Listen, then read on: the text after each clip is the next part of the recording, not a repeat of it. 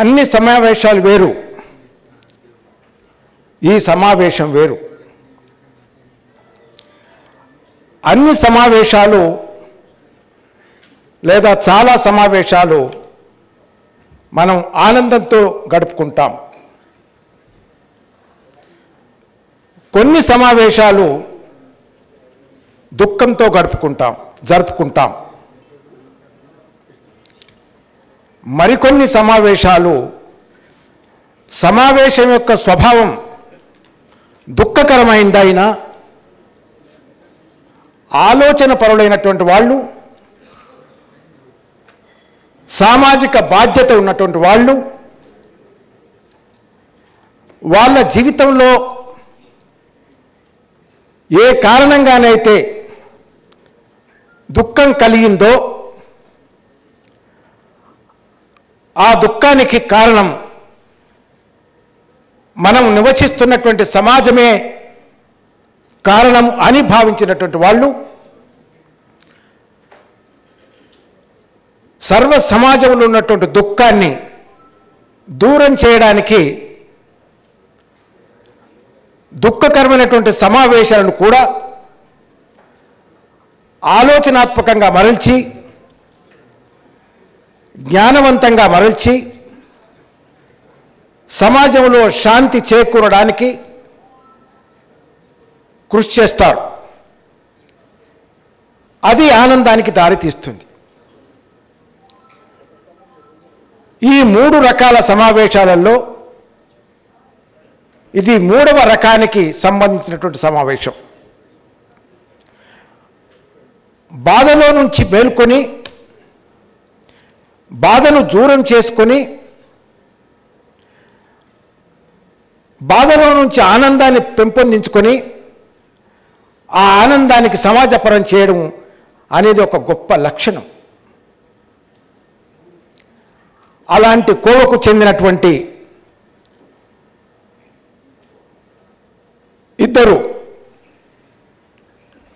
నాకు సోదరమణులు, సోదరులు సాముయేల్ రెడ్డి గారు, సోదరి నిర్మల గారికి మనమందరం కరతాళ ధ్వనుల చేత అభినందన తెలియజేద్దాం.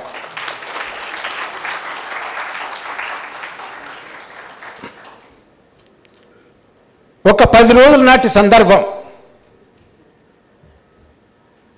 స్పందన ఈదా ఇంటర్నేషనల్ ఫౌండేషన్ ఆధ్వర్యంలో ఒక 2 సోదరులు నా దగ్గరికి వచ్చారు. 3 సోదరులు వచ్చారు. అందులో ఒక సోదరుడు అంజిరెడ్డి గారు. ఈ కార్యక్రమం గురించి చాలా చక్కగా వివరించారు. నాకు చాలా ఆశ్చర్యం వేసింది. స్పందన ఉనికి ఏమిటి, స్పందన వృద్ధి ఏమిటి? స్పందన అనేటటువంటిది ఈ ఇరువురు సభ్యుల యొక్క సుకుమారమైనటువంటి కూతురు స్పందన. ఉన్నత విద్య అభ్యసించున్నటువంటి తరుణంలో ఒక అబ్బాయి యొక్క ప్రేమలో పడి స్పందన సూసైడ్ చేసుకుంది. కాబట్టి వారి అమరత్వానికి ఒకసారి జోహార్లు తెలియజేద్దాం కరతాళ ధ్వనుల చేత. చాలా బాధాకరం. సూసైడ్ అనేది చట్టరీత్యా నేరం. మనకున్నటువంటి చట్టాలలో ఒకానొక చట్టం భారతీయ శిక్షణా స్మృతి. అందులో సెక్షన్ 309 అనే అంశము సూసైడ్ అనేటటువంటిది తనకు తానుగా మరణించడం అనేటటువంటిది నేరం.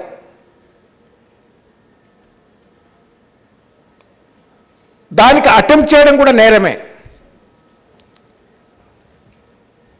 దాన్ని ప్రోత్సహించిన వాళ్ళు కూడా నేరమే. అబిటర్స్ అంటారు వాళ్ళని చట్టంలో. అందుకని అందుకని స్పందన మరణానికి కారణం ఏమిటి అనే అంశము అంజిరెడ్డి గారు ఇంకొక సోదరుడు నాతో మాట్లాడుతున్నప్పుడు తల్లిదండ్రుల ప్రమేయం ఏమైనా ఉందా? మనము జీవిస్తున్నటువంటి ఈ సామాజిక సమాజంలో ఇద్దరు ప్రేమికుల మధ్యలో చాలా వరకు సామాజిక కారణాలే నిర్ధారణ అవుతున్నాయి. ముఖ్యంగా ఇద్దరు ప్రేమికులు ఒకే సామాజిక వర్గానికి చెందినప్పుడు వాళ్ళ తల్లిదండ్రులు ప్రేమకు అంగీకరించకపోవడం మూలాన, లేదా ఒకరి తల్లిదండ్రులు అంగీకరించి మరొకరి తల్లిదండ్రులు అంగీకరించకపోవడం మూలాన ఈ ఆత్మహత్యలు జరుగుతున్నాయి. దీనికి కారణం ఏమిటి అని ఆలోచించినప్పుడు దీనికి ప్రధానంగా సామాజిక కారణాలు, సమాజంలో ఉన్నటువంటి ఆలోచన విధానం దానికి కారణం. సమాజంలో ఉన్నటువంటి ఆలోచన విధానానికి కారణం అన్నప్పుడు ఈ సమాజం ఏమిటి, సమాజంలో ఉన్నటువంటి వైరుధ్యాలు ఏమిటి, ఆ వైరుధ్యాలకు నివారణ ఏమిటి అని ఆలోచించినటువంటి బాధ్యత సభ్య సమాజం పైన ఉన్నది.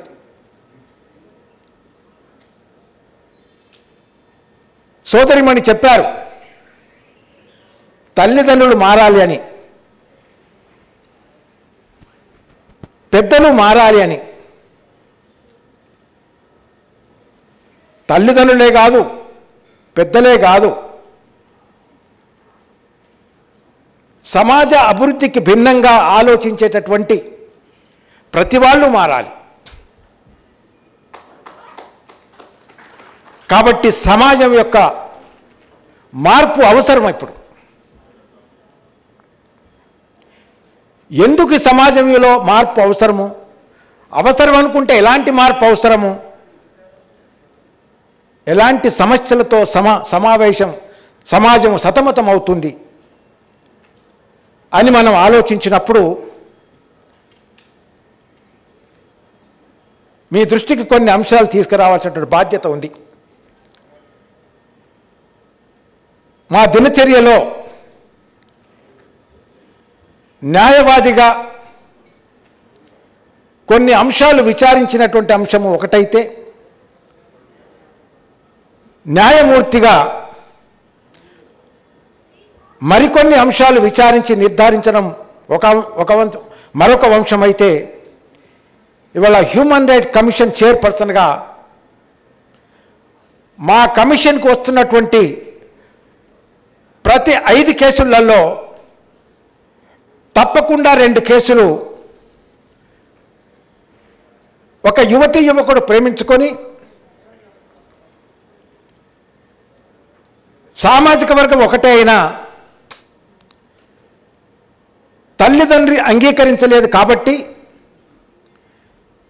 మేము మ్యారేజ్ చేసుకోలేకపోతున్నాం, కాబట్టి తల్లిదండ్రులను పిలిపించి మా మ్యారేజ్కి అంగీకరించేటటువంటి ఏర్పాటు చేయండి అనేది ఒక రకం. రెండవ రకం, ఇరువురు అబ్బాయి అమ్మాయి విభిన్నమైనటువంటి సామాజిక వర్గానికి చెందినటువంటి వాళ్ళు. ఒక అమ్మాయి మనం అనుకున్నటువంటి ఉన్నత కులానికి చెందిన సామాజిక వర్గానికి చెందినటువంటి అమ్మాయి, అబ్బాయి ఆర్థికంగా సామాజికంగా వెనుకబడినటువంటి వర్గానికి చెందినటువంటి అబ్బాయి.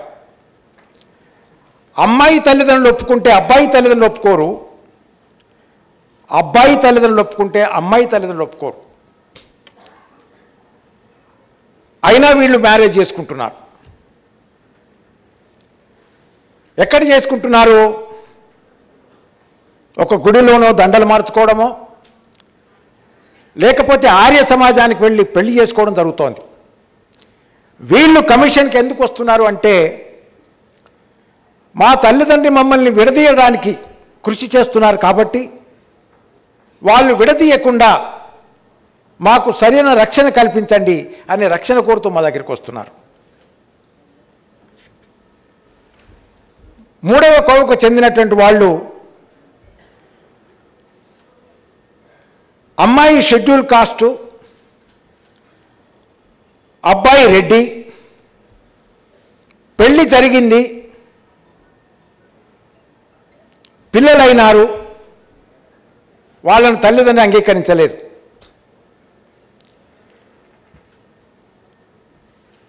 రెడ్డి వర్గానికి చెందినటువంటి అబ్బాయి యొక్క తల్లిదండ్రులు తండ్రికి ఆరోగ్యం బాగలేదని ప్రేమ స్వభావుడైనటువంటి కుమారుని తల్లిదండ్రుల దగ్గరికి పిలిపించుకొని ఆ అబ్బాయిని వాళ్ళ దగ్గర పెట్టుకొని నెలల తరబడి ఇంటికి రానివ్వకుండా చూసి చివరికి అమ్మాయిని బెదిరించి, నీవు కులం తక్కువ అమ్మాయి కాబట్టి నీవు మా కుటుంబంలో ఇమిడే అవకాశం లేదు కాబట్టి మీరిద్దరు విడిపోవాల్సిందే అని అబ్బాయి తరఫున ఉన్నటువంటి తల్లిదండ్రులు ఒక రకమైనటువంటి ప్రభావాన్ని అమ్మాయి పైన తీసుకొస్తున్నారు. కాబట్టి అమ్మాయి కోర్టు కమిషన్కి వచ్చి, అయ్యా నా భర్తను తీసుకుపోయి అక్రమంగా తల్లిదండ్రుల యొక్క కబంధ హాస్టల్లో బంధించి ఉంచారు, అతన్ని తీసుకొచ్చి నాతో చేర్చండి అని నివేదన. ఇలాంటి విషయాలు చూస్తుంటే మానవ సమాజంలో ఆలోచన రావాల్సిన అవసరం ఉన్నది, ఆలోచనలో మార్పు రావాల్సిన అవసరం ఉన్నది అని అనిపిస్తుందా లేదా అనే ప్రశ్న మీకు వేస్తే ఎంతమంది ఆలోచనలో మార్పు రావాల్సిన అవసరం ఉందని భావిస్తున్నారో చేతుల పైకి లేవట్టండి. We need a change of thinking. We need a change of thought.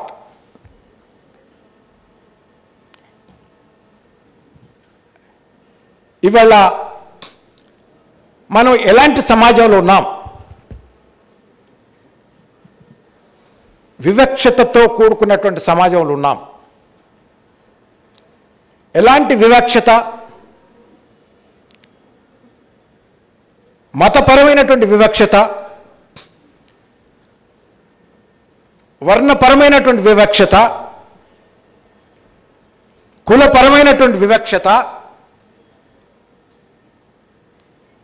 Gender పరమైనటువంటి స్త్రీ పురుషకు సంబంధించినటువంటి వివక్షత, ప్రాంతీయ వివక్షత. ఈ 5 రకాల వివక్షతతో ఇవాళ భారతీయ సమాజం సతమతమవుతుంది. ఒకవైపు శాస్త్రీయంగా ఎంతో అభివృద్ధి చెందాం, విశ్వవిద్యాలయం యొక్క సంఖ్య పెరుగుతూ ఉంది. కానీ మత వైరుధ్యాలు నశించడం లేదు,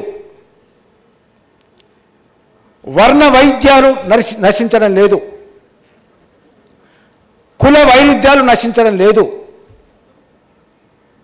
స్త్రీ పురుషుల మధ్య ఉన్నటువంటి వైరుధ్యాలు నశించడం లేదు, ప్రాంతీయ విభేదాలు అన్నటువంటి వివక్షత కూడా నశించడం లేదు. అందుకని భారత రాజ్యాంగంలో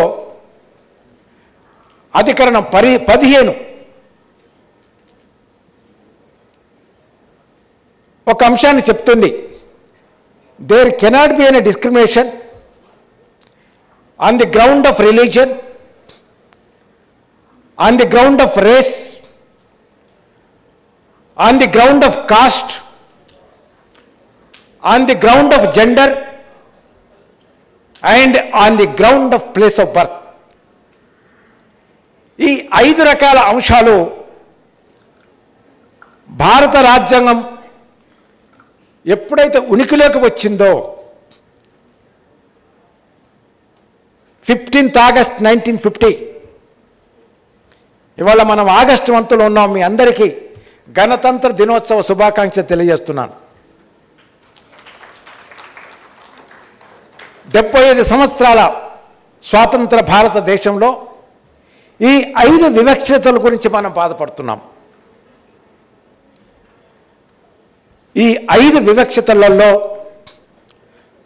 సామాజిక వ్యవస్థలలో వివక్షతలో భాగమైనటువంటి కులపరమైనటువంటి వివక్షత చాలా చాలా మనుషులను బాధ పెడుతోంది. కానీ ఈ వివక్షతను అధిగమించినటువంటి తల్లిదండ్రులు డాక్టర్ సాముయల్ రెడ్డి, సోదరి నిర్మల గారు, వారికి ప్రత్యేకమైన అభినందన తెలియజేయాలి. వారు అభ్యంతరం తెలియజేయలేదు. పిల్లల యొక్క మ్యారేజ్కి వాళ్ళు అంగీకరించారు. మధ్యవర్తిత్వం ద్వారా అబ్బాయి దగ్గరికి వెళ్ళారు. అబ్బాయిని కన్విన్స్ చేయడానికి ప్రయత్నం చేశారు. కానీ అబ్బాయి ఇంకొక అమ్మాయితో పరిచయం కలిగింది అనే భావన తెలిసిన తర్వాత ఆ మానసిక ఆవేదనను భరించలేక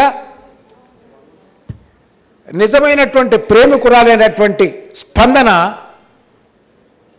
ఒక ప్రమాదకరమైన నిర్ణయం తీసుకుంది. అదే సూసైడ్. అందుకని ఆ ప్రేమమూర్తికి మనము నివాళులు అర్పిద్దాం ఈ కార్యక్రమం ద్వారా. ఒకసారి అందరం లేచి నిలబడి స్పందన యొక్క ఆత్మకు శాంతి చేకూరాలని మనసులో మనకు మనమే ప్రార్థించుకుందాం.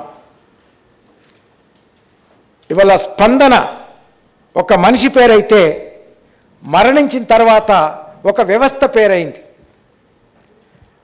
ఆ వ్యవస్థ రాష్ట్ర పరిధులను దాటి,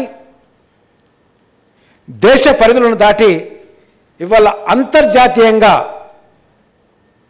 ప్రివెంటివ్ ఎడ్యుకేషన్ ఆన్ సూసైడ్స్, ఆత్మహత్యల నివారణ కొరకు ఒక ఉద్యమంగా ఉద్భవించి ప్రపంచమంతా ఒక గాలిలా వీస్తుంది స్పందన ఇంటర్నేషనల్ ఆర్గనైజేషన్ ద్వారా. ఇది మానవ సంస్కృతిలో మరణించిన వారి ఎడల గౌరవాన్ని ప్రదర్శించేటటువంటి క్రమంలో పాటించేటటువంటి ఒక సాంస్కృతిక పరమైనటువంటి అంశం నివాళులు అర్పించడం, మౌనాన్ని పాటించడం. అందుకని హ్యూమన్ రైట్స్లలో కేవలం మనిషి ఉన్నటువంటి జీవించినటువంటి మనిషికి మాత్రమే గౌరవం ఇవ్వడంతో పాటు మరణించినటువంటి వాళ్ళకు కూడా గౌరవం ఇచ్చే సంప్రదాయం మానవ సమాజంలో ఉంది. బ్రదర్ సాముయల్ రెడ్డి గారి యొక్క జీవిత చరిత్ర చూస్తుంటే నాకు చాలా చాలా ఆశ్చర్యం వేసింది.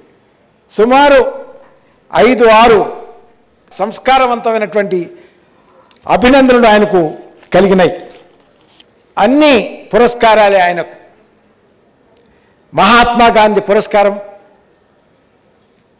ఏపీజే అబ్దుల్ కలాం గారి ఎక్సలెంట్ పురస్కారం, ఆ రకంగా సుమారు 5-6 పురస్కారాలు కలిగినాయి. అప్పుడు నాకు అనిపించింది, సోదరుడు సాముయేలు గారి మదిలో ఉద్భవించినటువంటి భావన స్పందన యొక్క మరణం ద్వారా ఆయన హృదయం స్పందించినటువంటి తీరు, వారికి సహకరించినటువంటిది వారి యొక్క సతీమణి నిర్మల గారి యొక్క హృదయ ఘోష మమేకమై స్పందన అనే సంస్థ రూపంలో ఉద్భవించి ఇవాళ మానవాళిని స్పందింపజేసేటటువంటి స్థాయికి చేరింది ఈ స్పందన సంస్థ. అభినందనలు. స్పందన గురించి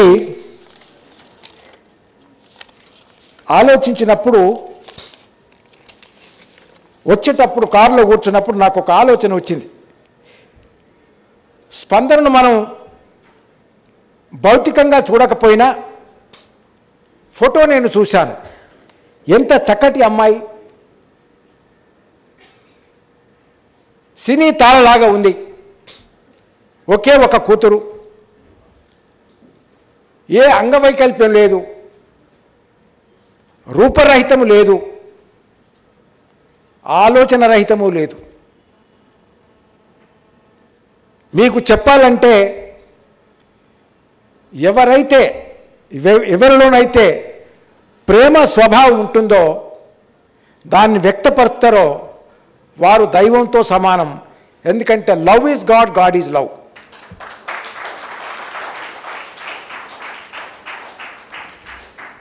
and service is love, love is service. ఏ మనిషిలోనైతే ప్రేమ సేవ తత్వం ఉంటుందో అలాంటి స్వాభావికులందరూ ఆచరిస్తే దైవంతో సమానమే. అందుకని ఇవాళ సామ్యూయల్ రెడ్డి గారు, సోదరు నిర్మల గారు దైవంతో సమానులు. వారికి మనం అభినందనలు తెలియజేద్దాం మన యొక్క కరతాళ ధనుల చేత. మానసిక స్పందన గురించి, మానసిక మూగ వీణలో నుంచి వినిపించే దివ్య గీతం స్పందన. మానసిక మూగ వీణలో నుంచి వినిపించే దివ్య గీతం స్పందన. మానసిక రుగ్మతలతో అనునిత్యం బాధపడే అజ్ఞాన జీవులకు జీవన మార్గం స్పందన. మానసిక రుగ్మతలతో అనునిత్యం బాధపడే అజ్ఞాన జీవులకు జీవన మార్గం స్పందన. అజ్ఞానంచే ఆత్మహత్యలు చేసుకుంటున్న పిల్లల తల్లిదండ్రులకు స్పందన ఒక సందేశం. అజ్ఞానంచే ఆత్మహత్యలు చేసుకుంటున్న పిల్లల తల్లిదండ్రులకు స్పందన ఒక సందేశం.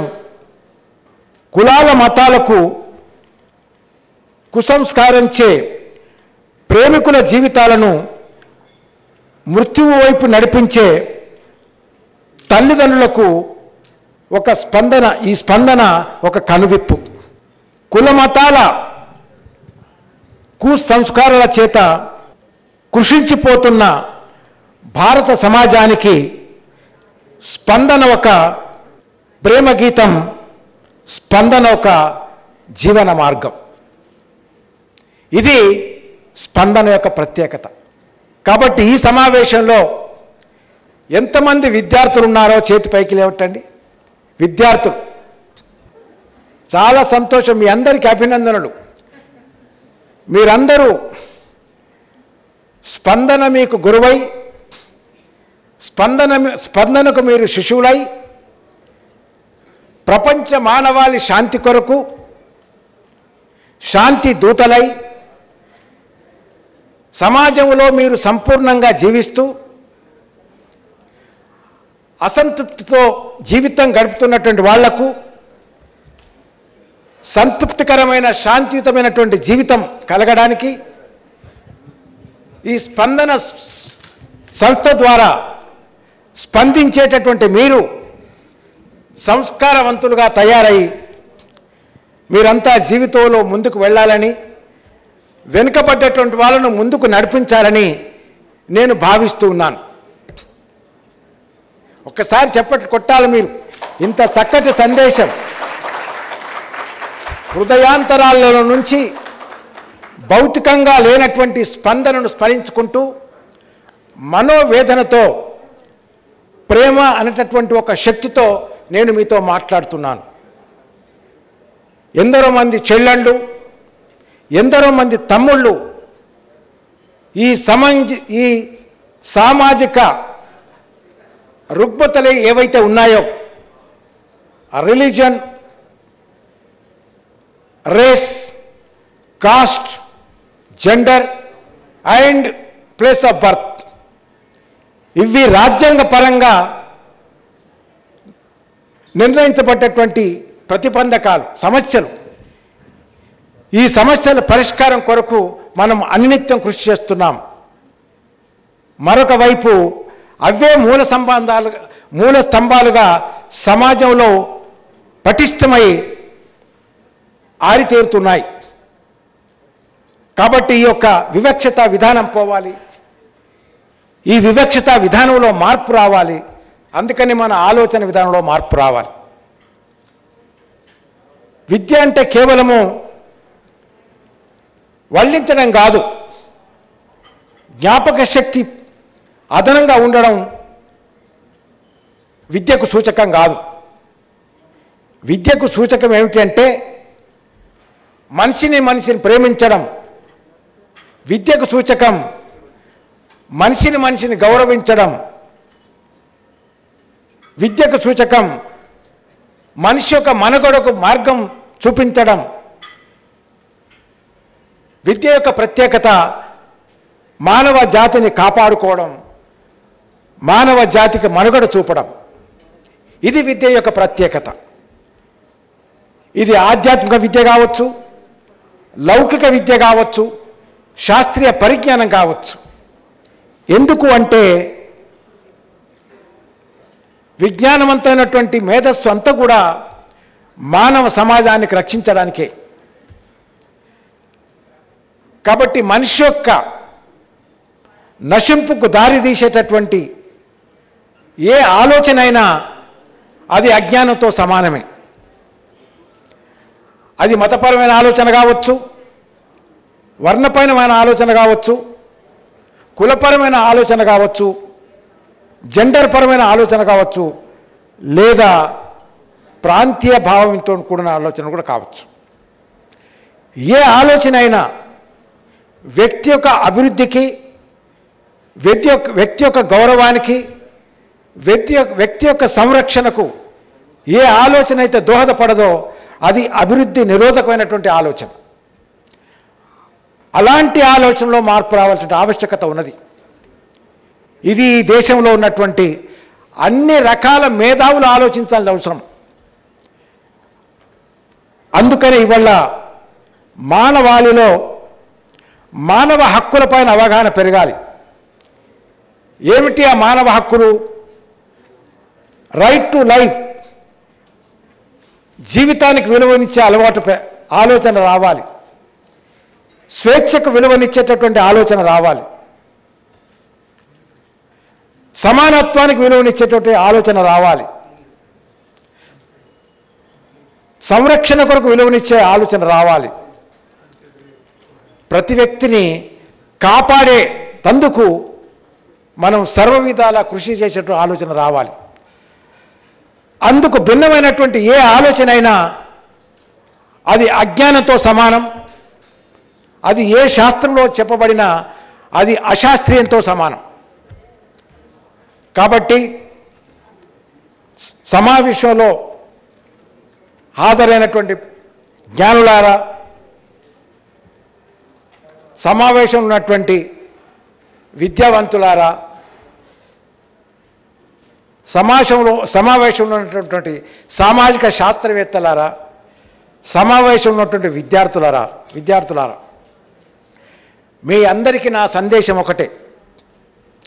అన్ని అంశాలను పక్కకు పెట్టి, అన్ని రకాల వివక్షతలను పక్కకు పెట్టి, మానవ విలువలకు గౌరవించినటువంటి సంస్కృతిని, సాంప్రదాయాన్ని అలవాటు చేసుకోండి.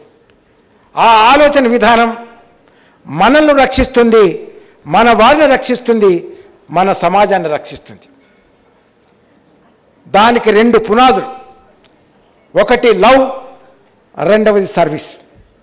సర్వశాస్త్రాలు మానవ సంరక్షణకు వృద్ధి చెందినటువంటివి.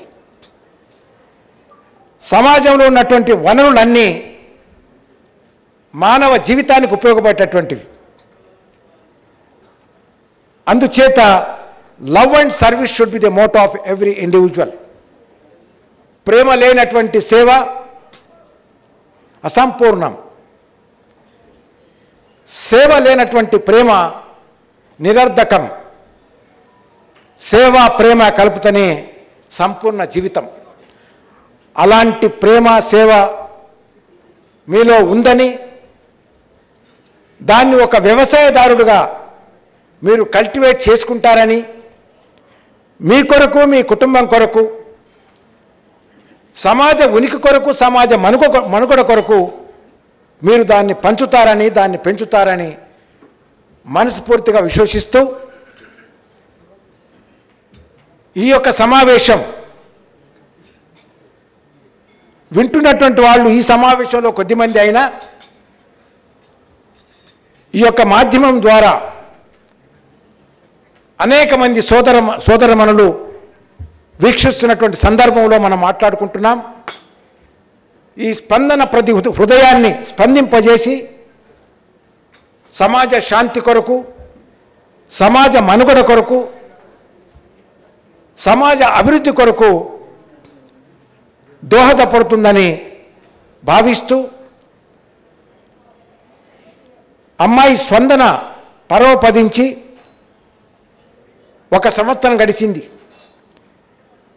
సోదరుడు సాముయేల్ రెడ్డి గారి, సోదరి నిర్మల గారి యొక్క మనోధైర్యానికి అభినందన తెలియజేయాలి. స్పందన మరణించినటువంటి కొద్ది రోజుల్లోనే, నెల కూడా పూర్తి కాలేదు, ఈ స్పందన అనేటటువంటి సంస్థ ఉనికిలోకి వచ్చింది. ఒకసారి చప్పట్లు కొట్టండి.